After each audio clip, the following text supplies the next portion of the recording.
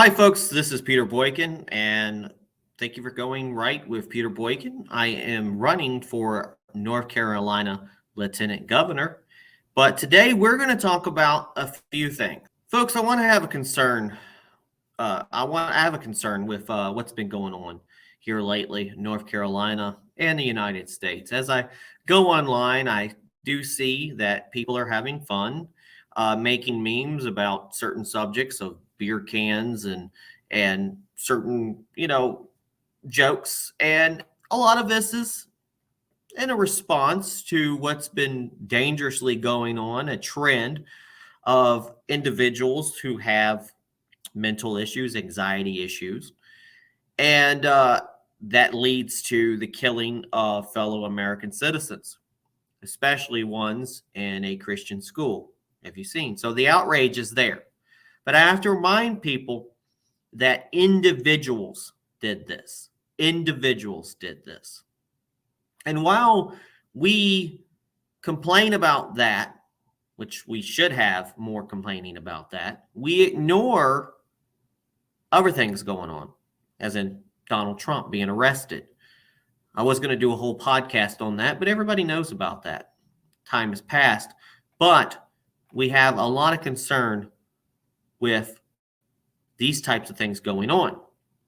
So this podcast is going to talk a lot about the real things that we need to concern ourselves on, but not get watered down by beer and other subjects that really is kind of like what both sides do. We complain about so-called woke things. We complain about things that irritate us. It's easy to make memes and laugh about, but there are real serious problems going on in America. And if you want to keep your kids safe, I understand. But you can't make it where people can't exist. And some people might say, I'm not on the right side for this, but honestly, there's no right side except for the constitutional side. I believe in our Constitution. I believe in we the people. I believe in unity for all. And my campaign runs on literally life, liberty, and justice for all. Equal justice. So as we think about what's going on, the current events, yes, let's get outraged when individuals go out there and commit heinous crimes. But let's ignore the noise. Drag queen teddy bears. Drag queens with beer. It's funny, but it's really not that interesting. Donald Trump being arrested? Yeah. A president being arrested? Yes. Very important.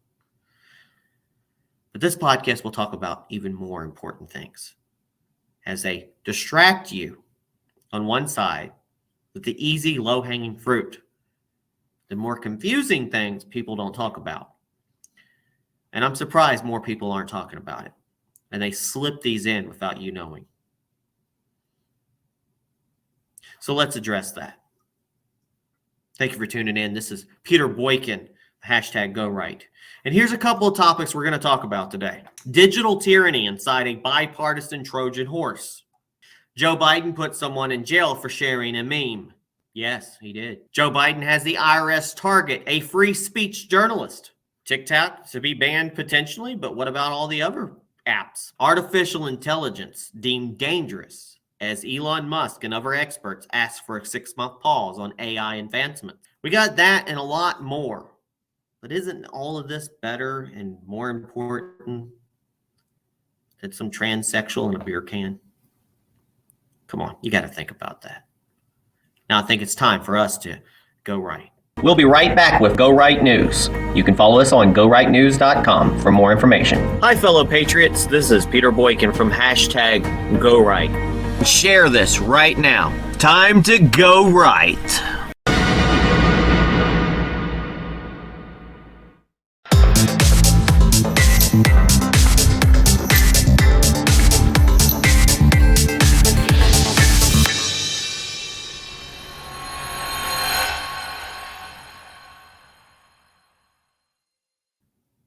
Digital tyranny inside a bipartisan Trojan horse. Folks, I want you to listen to me. This is very important. Recently, a bipartisan group in Congress was working on a bill to go after TikTok. We'll talk about TikTok a little bit later in a separate article.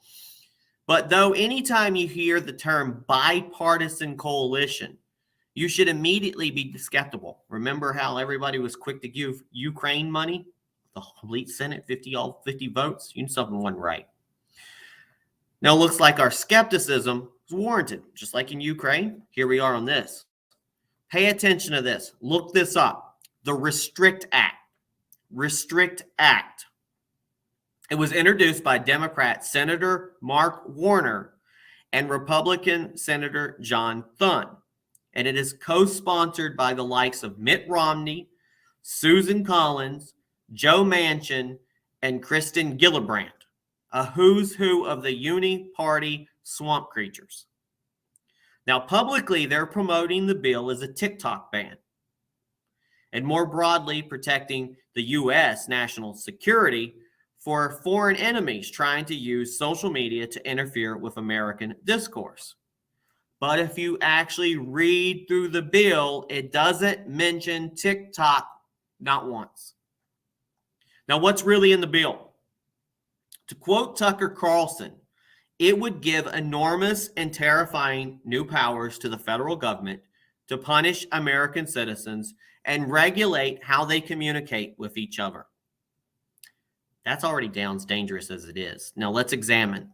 The first line of the bill authorizes the Secretary of Commerce, a Biden appointee, to review and prohibit certain transactions between persons in the United States and foreign adversaries and for other purposes.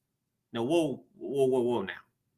I thought this bill was to target TikTok and the Chinese. Now, why are U.S. citizens mentioned in the very first line? Because they're coming after you. They're coming after you. They're coming after me. Donald Trump is right about that. They're trying to go through us all. They're coming after us. Now, these quote-called transactions include any acquisition, importation, transfer, installation, dealing with, or use of any information and communications technology product or service. So any communication throughout the world. I article a little bit. I thought one of the best things of having the internet was to be able to interact with people throughout the whole world, to be able to bring world peace through communicating with people and realizing that the whole world is out there, and that we do have a lot more familiarity with people. They're no longer the foreign person we don't know. We have to deal with the media to go over there and kind of put whatever. We put faces. We know people from overseas. So this bill is kind of going to hurt with that. Now, the transactions, it's intentionally broad. The broader the language, the more leeway they have to abuse it. I mean, that is why it's so precise in our Constitution. That's why our Second Amendment says, shall not be infringed. If they didn't put things like that in there. The language is super important. Why do you think the liberals worry about grammar so much, right? Now, in fact, under this bill, the Secretary of Commerce is giving broad new powers to, quote, enforce any mitigation measure to address any risk to our national security. And I know we want to keep our national security in check. It's kind of like the Patriot Act, after 9/11. What do we give up to keep ourselves safe? So what more are we trying to give up? Now, what risks are they seeking to mitigate? Buried in this bill, it authorizes the Secretary of Commerce, in coordination with the relevant executive department and agency heads, to enforce any mitigation measure to address if someone is, watch this, interfering in or altering the result or reported the result of a federal election, as determined in coordination with the Attorney General, the Director of National Intelligence, the Secretary of Treasury, and the Federal Election Commission. So did you post about election issues in 2020? this bill is coming for you. And just because I talked about this, I'm not going to be able to post this on YouTube. So you will not see this video on YouTube. Probably. I'll give it a try. Now, where can they monitor you? Everywhere. It gives the Commerce Secretary power to prioritize evaluation of your desktop apps, your mobile apps, your gaming apps, your payment apps like PayPal, AI platforms, and web-based platforms. They even future-proof this bill, giving it jurisdiction over things like quantum computing, post-quantum cryptography, advanced robotics, and biotechnology. They will literally control your body and your brain if we ever figure out a way to kind of combine. Now, what's the penalties if you're swept up in the digital surveillance scheme? Quote, a person who willfully commits willful attempts to commit or willfully conspires to commit or aids or abets in the commission of an unlawful act described in subsection A shall upon conviction be fined not more than $1 million, or if a natural person may be imprisoned for more or not more than 20 years or both. That's scary. Former Congressman Justin Amash, who we all have problems with, summed up this bill really well on Twitter. And he said, the Restrict Act isn't about banning TikTok. It's about controlling you. It gives broad powers to the executive branch with few checks and will be abused in every way you can imagine. And as if you needed more convincing, this bill was endorsed by the Biden regime. I'm no special pleader for TikTok, but this bill ain't it.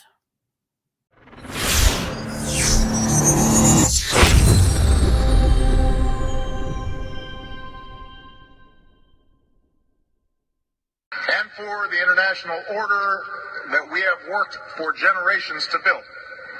Ordinary men and women are too small-minded to govern their own affairs. The order and progress can only come when individuals surrender their rights to an all-powerful sovereign. And for the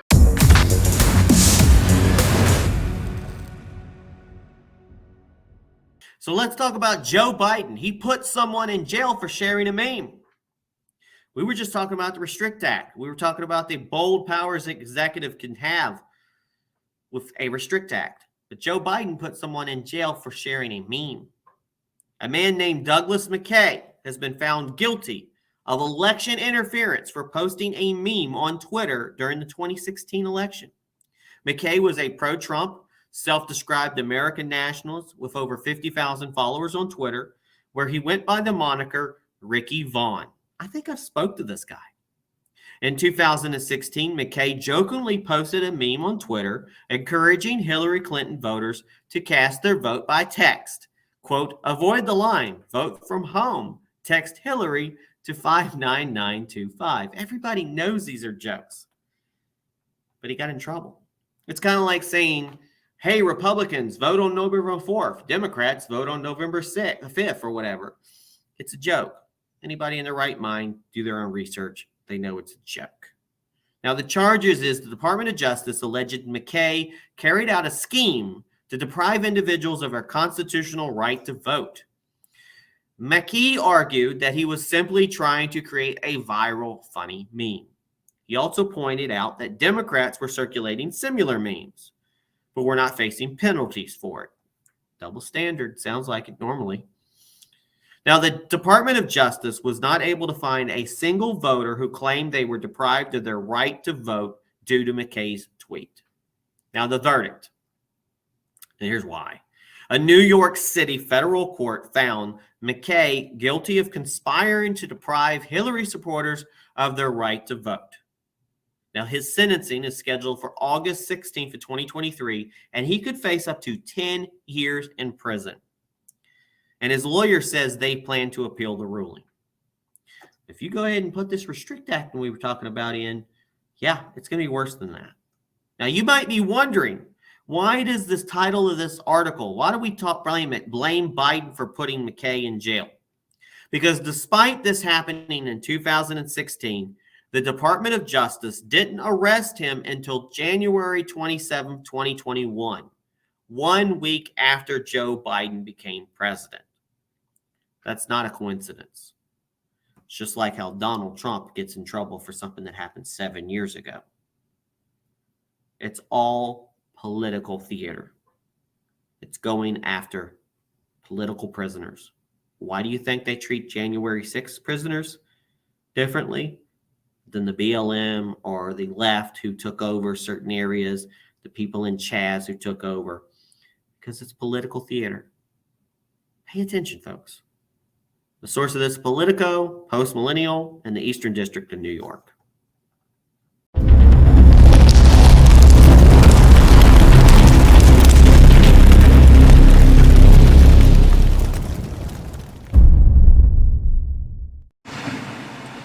Why does it seem that every day I wake up and I see more of our world being torn apart? I'm starting to feel like Paul Revere, where I'm basically waking up everybody and saying, the bullshit is coming, the bullshit is coming, the bullshit is coming. Stay strong, everybody.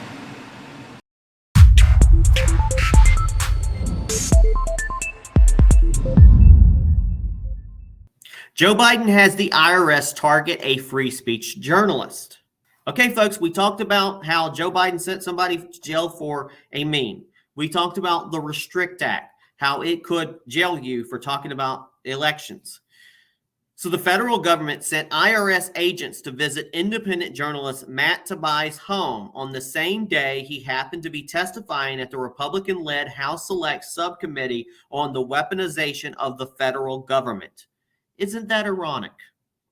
Matt Taibbi famously offered some of the Twitter Files reports, which exposed how the federal government was colluding with big tech to censor American citizens, suppress the Hunter Biden laptop, and silence the sitting president at the time, Donald Trump. Now, the details. Taibbi, I might not be pronouncing his name right, but Taibbi, Taibbi, just for the record, revealed that on March 9, 2023, the day he voluntarily testified before Congress, IRS agents made an unannounced visit to his New Jersey home. I wonder if those are those IRS agents with the guns, that they're teaching, the IRS agents to somehow be their own army.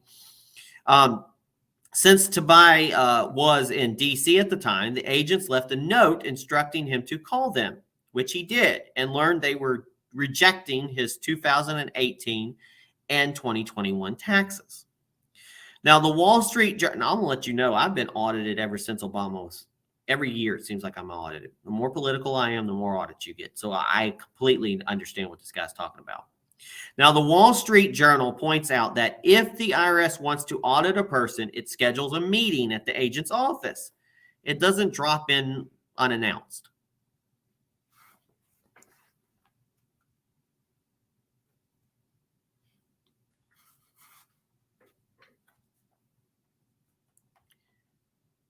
Now, Senator Ted Cruz reacted on Twitter. He said, "This absolutely stinks to high heaven. The IRS has a troubling history of targeting the political enemies of Democrats. The IRS should never be in the business of harassing the American people." Now, what happens next? Representative Jim Jordan sent a letter to the Treasury Secretary Janet Yellen and the IRS Commissioner Daniel Werfel demanding an explanation. Will we get one? I don't know. The source of this is Fox Business and the National Review and the Wall Street Journal.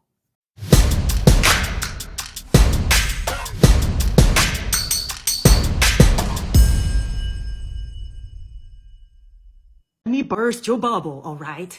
China also owns Spotify, Reddit, Snapchat, and Nancy Pelosi's. Ta-ta. But sure, bitch about TikTok while living in your mom's basement, scratching your balls. What data? What data? Oh, little Timmy from Georgia spends 60% time bitching, 30% on corn, and 10% flicking booger and sniffing ass. What data? Wake up. Think with your own obese brain. Why haven't you heard? Morgan Stanley, Visa, Blackstone, and Ford bow down to China. Why haven't you heard? The real dance behind it all. But sure, TikTok dance is a national threat.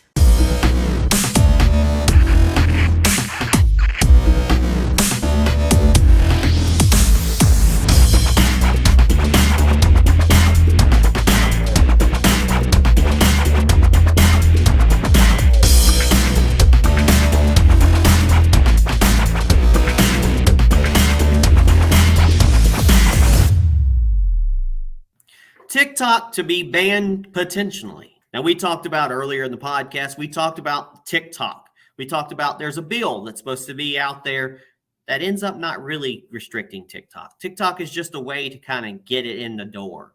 But in reality, that Restrict Act is what we're trying to do. So again, we'll say a bipartisan coalition of Republicans and Democrats in Congress is calling for a ban on the popular social media app TikTok. Now, anytime I hear bipartisan coalition, it's immediately, skeptical. I'm skeptical. So should you. Now, let's examine. Now, what is TikTok? It's a social media app where users create short-form videos, most popular with Gen Z and millennials, and its parent company, ByteDance, is based in China and has documented ties to the Chinese Communist Party, CCP. Now, that's bad. That's completely bad. But, like other networks, they have the same thing. YouTube has the shorts. Facebook has the shorts. Instagram does the shorts. Everybody's kind of done it. It's so much that I start watching these tiny short videos, and I don't even know what platform I'm getting them from. Now, more than 150 million Americans use TikTok. Now, half of these are my accounts because it seems I can't remember how to log into half of them. And I get in arguments when Facebook, somebody said, they're not going to take you seriously. Could you put this on TikTok? And I'm like, but we're on Facebook, which is just as bad, right? But I try to explain to people, if you're using the tools in a manner that goes against what they want, then are you really helping them out, or are you working against them?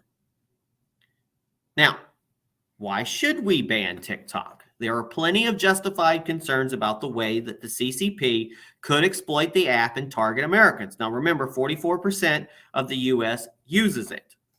They collect user data, they track location data, and they push political propaganda and dangerous messages. But here's a question. Then again, doesn't this sound like almost like every other social media app out there? I mean, Facebook? Come on, look at Facebook. They collect our data. They track our data. They track our location. They figure out if we're Republican or Democrat enough. There's a session, and they figure out what your likes, what you do. Google Analytics figures this stuff out. They're going to start pushing ads on you. They do all of this. They push political propaganda, and they supposedly push dangerous messages away, but they punish you. They put you in Facebook jail for the wrong thing, completely out of context, and they're using AI dangerously. We'll talk about AI later on in this podcast, but they do this on almost every platform. Thank God Elon owns Twitter, and there's a few other platforms. We're really not using Truth Social that much. We're not using Truth Social. We're not using Gab. We're not using Getter. We're not using Parler. We're not using Rumble. We're not using BitChute. We're not using Odyssey. All of these that could be more for us, but we're not using. Now, the danger is basically, though, that with TikTok, the CCP has the power to request user data from ByteDance. But then again, didn't Facebook just get in trouble for selling data to China, or China released? Or every single app, every single thing we use somehow has our data leaked. Now, documented examples of the CCP abusing TikTok's U.S. user data.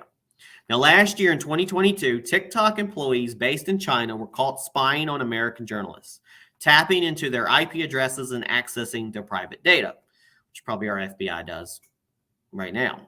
Now, in 2020, the Wall Street Journal discovered that TikTok was tracking user data by using a tactic that was banned by Google. Must be bad if Google banned it. Now, the devil's advocate. Now, I'm no special pleader for TikTok or the Chinese communists, but it's important to take a step back and consider why a bipartisan coalition of U.S. lawmakers is suddenly invested in this issue. Probably goes back to the Restrict Act again, but also has to do with financial. The 6 largest U.S. tech stocks lost 35% of their value, $3.8 trillion in 2022. Meta, Facebook / Instagram / what's up, parent company, was trading at $382 per share in September 2021.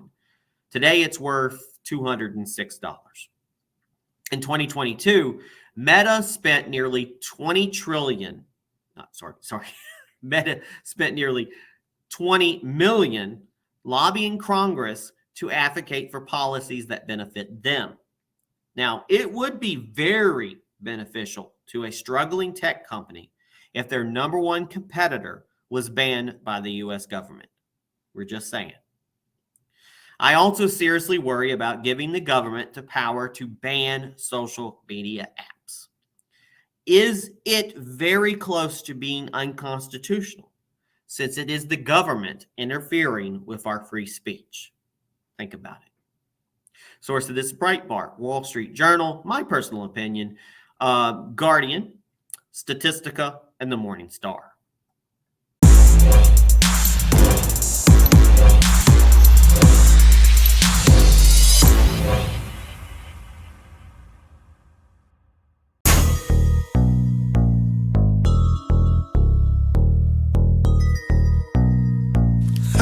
Yeah. Vote Donald Trump. Vote Donald Trump. Vote Donald Trump. Vote Donald Trump. Vote Donald Trump. Vote Donald Trump. Vote Donald Trump. 45, what's up? Vote Donald Trump. Vote Donald Trump. Vote Donald Trump. Vote Donald Trump. Vote Donald Trump. Vote Donald Trump. Vote Donald Trump. 45, what's up? It's gonna be a landslide. Vote Donald Trump. Vote Donald Trump. Vote Donald Trump. It's gonna be a landslide. Vote Donald Trump. Vote Donald Trump. 45 flags waving at the dually truck. All red mega cap, boy, I got my money up. Ever seen a landslide? Red wave, baby. Trump 2020 got the streets going brazen. Everybody say they ain't rocking with him, but that stimulus check in their pocket ain't it. They wanna say Trump's racist, it makes me laugh. Joe been chilling with the Klan, that's big facts. You can't fool me, boy, you know I'm too smart. You can't.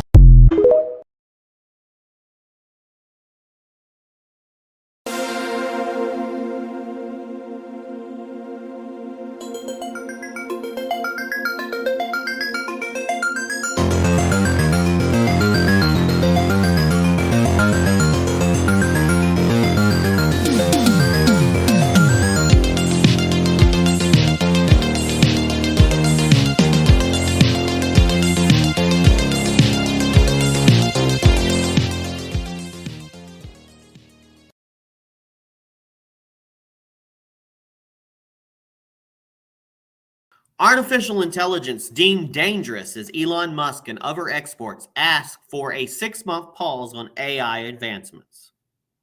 Now, we've been talking about in this podcast, we've been talking about how TikTok and the super over there and, how this is important and that's important and how we want to ban this. And we talk about influence and everything like that and China and everything. But all of that, throw that all out of the window. If AI, like in the Terminator, somehow just takes over the world. So here's the concern. Elon Musk and other leaders of the tech industry penned an open letter calling for a 6-month pause on artificial intelligence, AI advancements over concerns that it will pose profound risk to society. Now, over the last year, 2022, 2023, we've seen a proliferation of AI in our everyday lives. I use it to make different things, scripts and the pictures that we use on Go Right News. And I like it, but I don't want it running everything. Now, from chatbots like ChatGPT to self-driving cars. Now, that's dangerous. Now, let's talk about the letter. Now, who signed it? Over 1,000 experts in tech, including Elon Musk, Sam Altman, the CEO of OpenAI, which powers ChatGPT, Sundar Pichai, CEO of Google, Satya Nadella, the CEO of Microsoft, Steve Wozniak, the co-founder of Apple, and many more.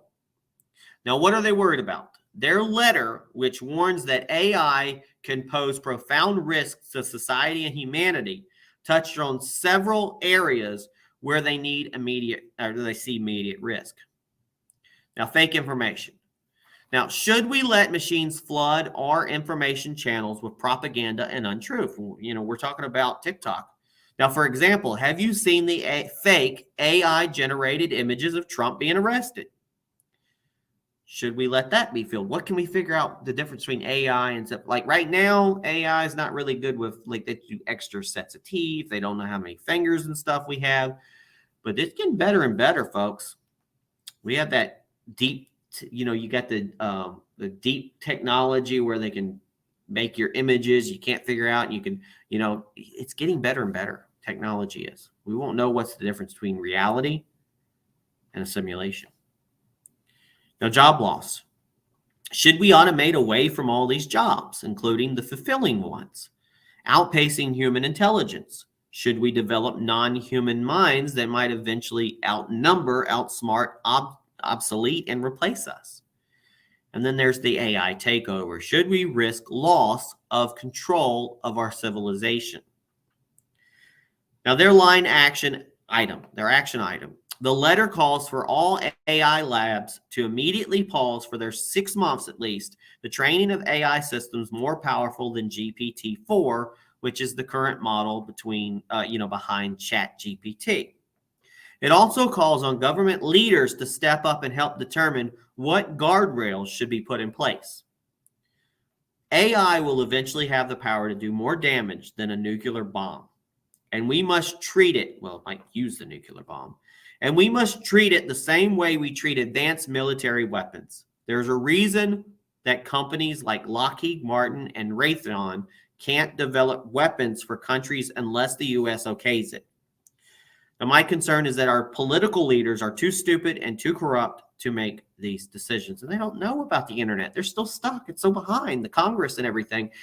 And what I worry is an AI system of like military for different countries that eventually puts us on a path for destruction. So are these AI smart enough to not destroy each other? Will they predict that the best way to stop war and save American lives is to not fight? Maybe they lock us out of our weapons. Maybe they destroy our weapons.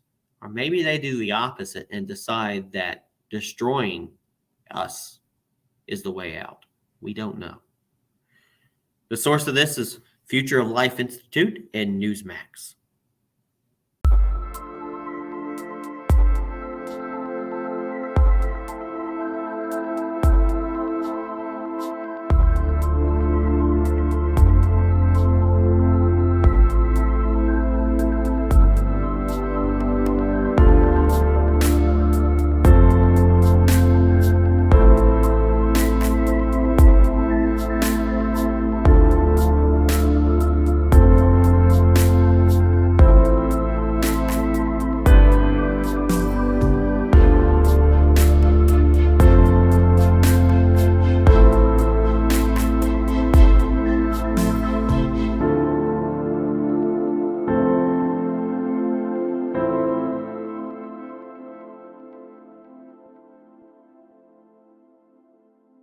So I want to ask the question, what did Trump do to deserve this horrible moniker of dictator? Was it lowering taxes? Yes, even for the poor and middle class. Was it the endless regulations he cut? Was it small businesses who were freed up because of those endless regulations?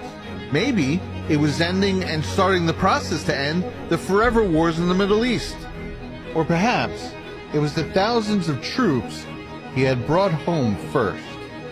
Hard to send billions of dollars overseas when you don't have wars going on. And speaking of sending our tax dollars overseas, could it have been him also lowering funding to unelected governing bodies who attempt to dictate policy to the United States like NATO, the UN, and the WHO? Or was it the Opportunity Zone programs for impoverished neighborhoods? Surely dictators love helping the poor. Was it giving low-level nonviolent inmates a second chance? Or fixing mandatory minimums? Maybe it was when he launched a worldwide effort to stop persecution of gays. Or appointing multiple gay ambassadors, or the first openly gay cabinet member. Perhaps it was deporting MS-13, or protecting our borders. Or his endless crusade against human and child trafficking. Maybe it was because he appointed more women to his cabinet than any president before. In comparison to Biden's firing of all federal employees who didn't comply with his mandates, talking over and over about banning guns and calling his political opposition literal terrorists, but Trump's policies are blatantly those of a dictator. All those manufacturing facilities he brought back, giving the poor a chance to escape poverty again, very dictator-like. Or maybe it was evening out our suspiciously lopsided trade tariffs. Or getting our soldiers' remains back from North Korea. Was it stopping the threat of nuclear annihilation from North Korea? Or when he gave musicians the right to their songs back so they couldn't be screwed by the music industry anymore? Could it have been approving terminal patients the right to try experimental procedures? Was it the record highs in our stock market, getting Big Pharma to match low prices abroad, or reaching energy independence for the first time in 50 years? What was it? He brokered peace deals all over the Middle East, recorded some of the lowest unemployment numbers in the history of this country. He kept gas in the $2 range and had next to no inflation for his entire 4 years in office. Donating his salary to different organizations every single quarter he was in. Once fighting opioid addiction, once fighting alcoholism, restoring national parks, and on and on. Every bit of this for free. And the whole time while being beaten down by the press, slandered in the media, and bogged down with phony impeachments, and now proven illegal investigations spawned by Hillary Clinton. He was in for 4 years, and he didn't do the horrible things they made you believe he was gonna do. And when you actually read the things he did do, every other policy freed up the American people. How could you call him a dictator? And all while currently sitting idly by while we watch the formation of a real dictator.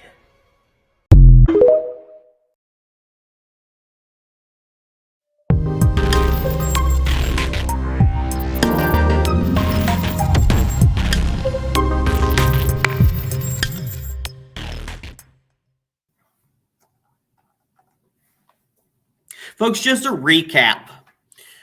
These are important topics. These are the things that are not the low-hanging fruit. So as I brought at the top of this podcast, as we joke and we worry about small issues like beer cans and everything else, we need to pay more attention to the real stuff that's going on, the real stuff that affects our lives, right or left, currently, and if you care about your children, the future world of our children. And I just talked about this. So I implore you to share this, review some of this, look into this. It's a dangerous world we're going into. And it's not just because Joe Biden is running it, or for some people, Donald Trump. We've got a lot to worry about. We've got to move toward the future without destroying ourselves. Again, I'm running for North Carolina Lieutenant Governor, and I have degrees in technology. I got 2 master's degrees in IT, which I haven't really got to take advantage of other than in the past. But that knowledge, even though I'm a little bit older and stuff now, that knowledge helps me see clearly about what's going on in the future. And we need a lieutenant governor that can see this and not dwell on the gray areas, but to see the future impact of what's going on with technology and build on that. So check out peterboykin.com, check out more about me, and reach out to me if you want to have more questions. Thank you for tuning in.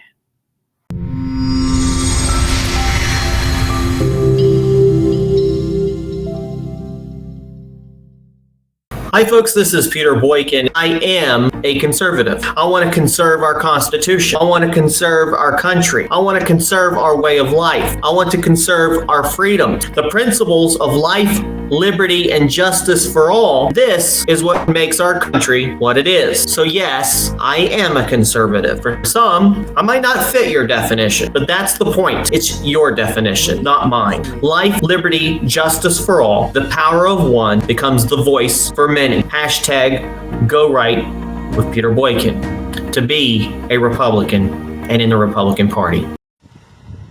Hey folks, this is Peter Boykin and I'm running for Lieutenant Governor of North Carolina. I'm out here driving in the country, doing a little campaigning, and stopped upon this really nice farm with these really cool horses over here. Just wanted everybody to see while I'm out the wonderful country in North Carolina that we have. And I want to protect that as your North Carolina Lieutenant Governor. Vote for me in the coming election and primary. You can check out more about me at peterboykin.com. And every chance you get, go out in North Carolina and enjoy the scenery, especially in the better times of the years. God bless everybody.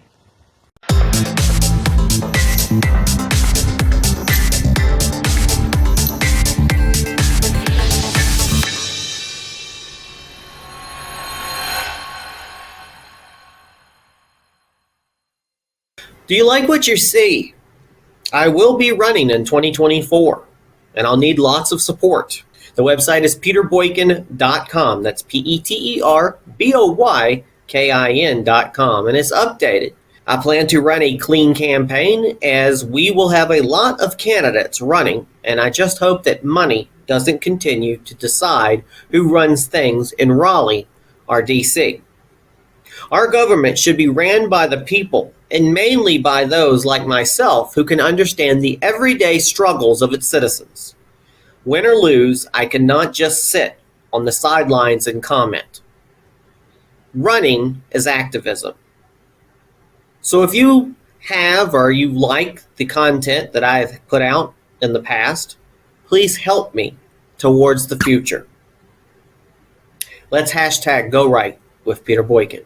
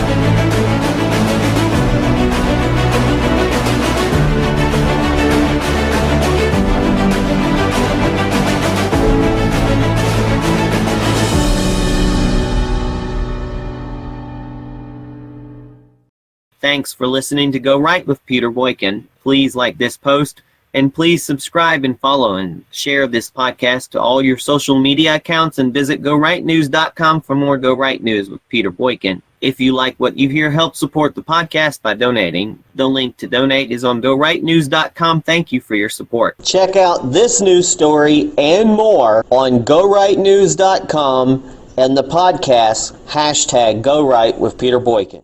Go right and register to vote. Your vote matters, so vote. Go right and vote. #Go right. Go right. Do right. Be right. Go right. Do right. Be right. Lead right. Think right. Vote right. Vote right. Think right. Lead right. #Go right. It's time to join the Go Right movement. It is time to #Go Right for America. Join us at GoRight.us and GoRightNews.com. It is time for the Great American Revival, and it is time to #Go Right for America. Thanks again, everybody, for listening to this, and please share it everywhere. Again, this has been #Go Right with Peter Boykin, a part of GoRightNews.com.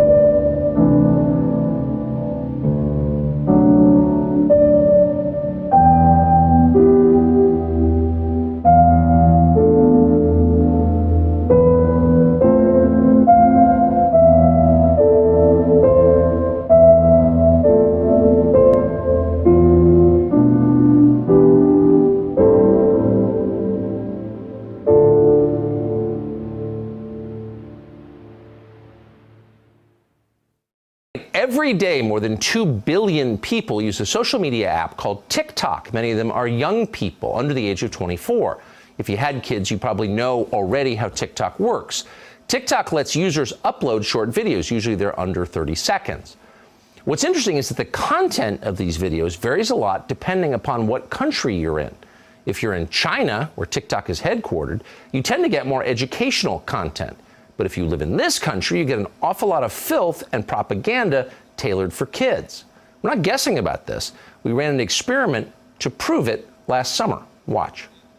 The TikTok that Chinese residents, children in China, get to see is very different from the one your kids are looking at here. Now, in China, where TikTok is known under a different name, videos like these are very common. Watch. Legends never die. They become a part of you.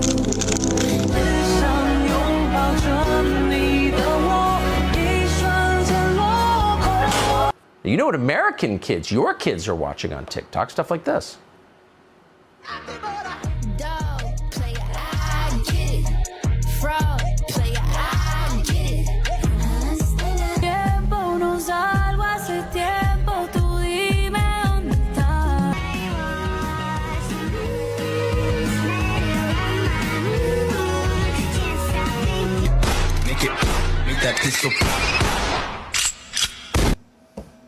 Well, that's kind of weird. Can you see what's going on here? Well, China does. They run TikTok, and China knows if you want a productive society that extends beyond, say, next week, you teach your kids about hard work and creativity and personal responsibility, respect for authority. But if you want to destroy a society, you funnel a ton of garbage to kids about gender ideology and twerking.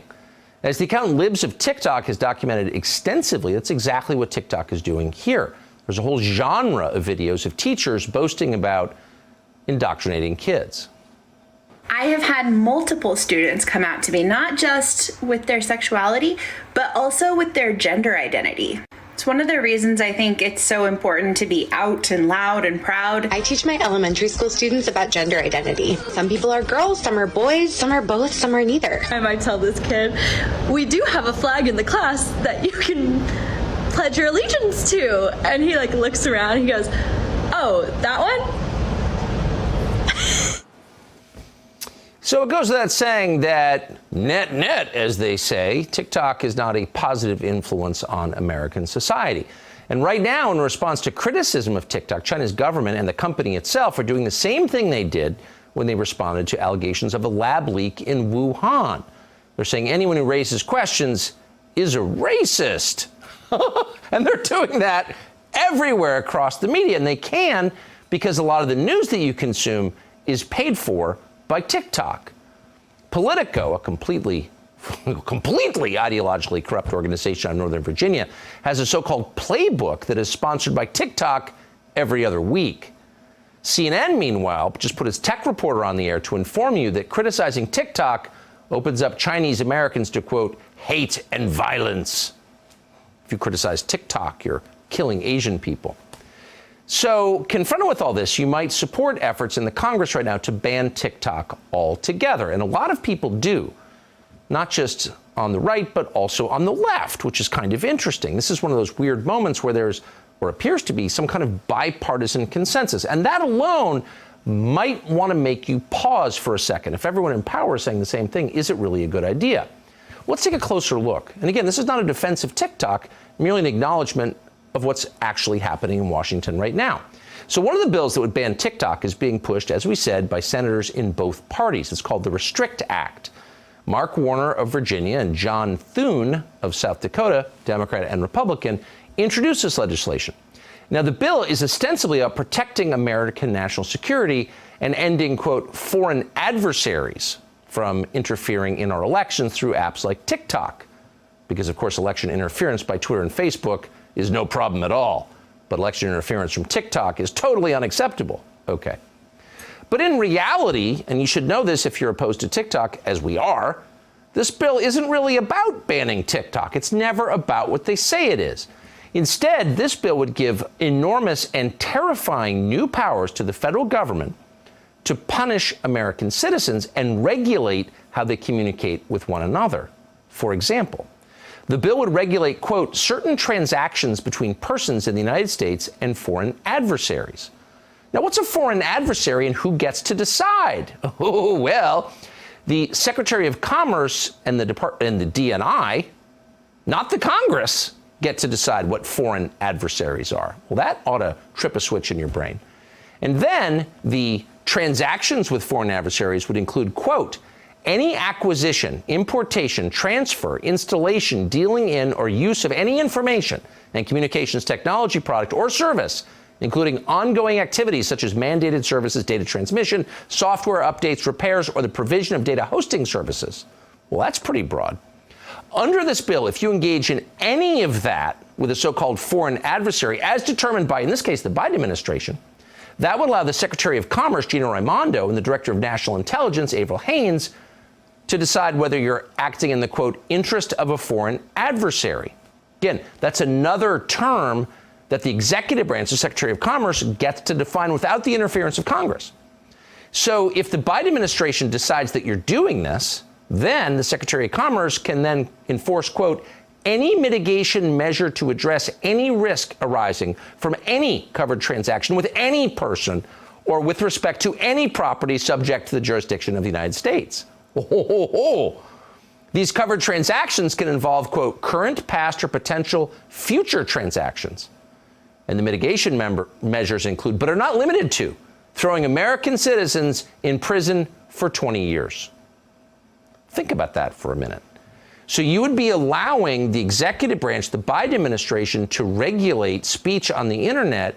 And if you are somehow involved with a, quote, foreign adversary, or let's say you oppose the war against Russia, you go to prison for 20 years.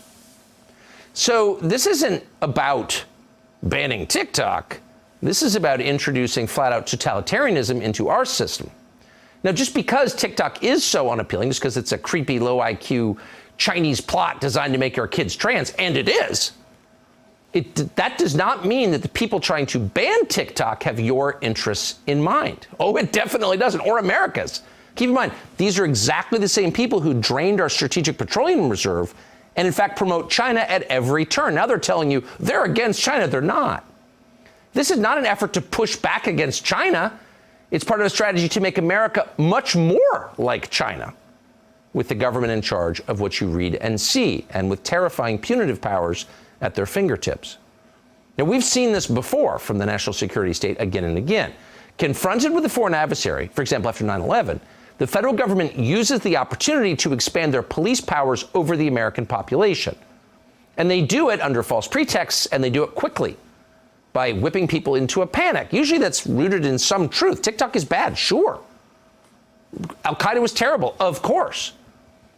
But these measures are not aimed at stopping the foreign threat. They're aimed at controlling the American population, and they rush it through. And they do it so quickly that no one ever explains how exactly does this preserve American national security. Now, according to Sandy Cortez, we really quote her, Congress has not even been briefed on any of this. Watch. Usually when the United States is proposing a very major move that has something to do with significant risk to national security, one of the first things that happens is that Congress receives a classified briefing. And I can tell you that Congress has not received a classified briefing around the allegations of national security risks regarding TikTok. So why would we be proposing a ban regarding such a significant issue without being clued in on this at all? It just doesn't feel right. Okay, so again, in case you think we've gone crazy and we're defending Sandy Cortez, we should point out that she is a tool of the national security state. She's out promoting a war against Russia, and anyone who asks questions is an ally of Putin. And she's probably acting for motives that we find, well, abhorrent. But the question that she raises is real, and we want to be honest enough to say that. This may be one of those times, and they're common in Washington, where the solution has nothing to do with the problem, and in fact degrades our free country and makes it something unrecognizable.